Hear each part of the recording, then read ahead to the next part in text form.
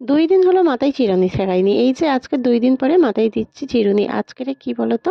ভাবলাম যে একটু শ্যাম্পু করব। কিন্তু ভাবলাম যে না, মাথায় একটুও তেল নেই। ২ দিন মাথা ভালো করে ছানা হয়নি, যেন অনেকটা বিরক্তকর মনে হচ্ছে।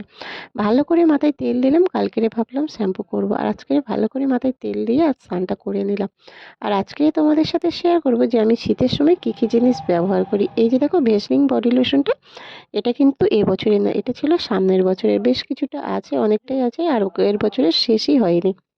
সেই জন্য আমি এই যে এটা এবছরেও ইউজ করছি। আর মুখে আমি এটা ব্যবহার করি নিভিয়া সফট। নিভিয়া সফটটা মুখে মাখলে অনেকটা মুখটা সফট বলে মনে হয়। আর আমি কিন্তু অন্য কিছু যা তা মুখে মাখি না। আর যেহেতু মেকআপ তো একদমই আমি মুখে করিই না। যাই হোক, মেকআপ কেমন করতে হয় সেটুখানিও আমি জানি না। যেটা সত্যি কথা সেটাই তোমাদের সাথে আমি বললাম কিন্তু। আর এই যে দেখো, এই যে লিপ গ্লসটা দেখতে পাচ্ছ, এটা হচ্ছে জোবেসের। জোবেসের খুব ভালো এটা, জানো তো? এতটাই ঠোঁটটা একদম নরম থাকে, একটুও কিন্তু ফাটে না। তাই এই যে এটা একটু লাগিয়ে নিলাম। আর অনেক দিন পরে আজকে সোনাই ঘুমাচ্ছে। আজকে ভালো করে স্নান করে ভাবলাম যে অনেক দিন পরে একটু সাজুগুজু করি। কেন, একটু পরেই আমি কিন্তু দোকান খুলতে চলে যাব। তাই একটু সাজুগুজু করে নিলাম। কেমন লাগছে অবশ্যই বলো। আর সময় একদমই হয় না, বেলা অনেক ছোট, তো সময় করে উঠতে পারি না যে নিজের দিকে একটু খেয়াল রাখবো, পারি না নিজের দিকে, কিন্তু অনেকেই বলে। আর একটা হাসির খবর কি বলো জানো তো?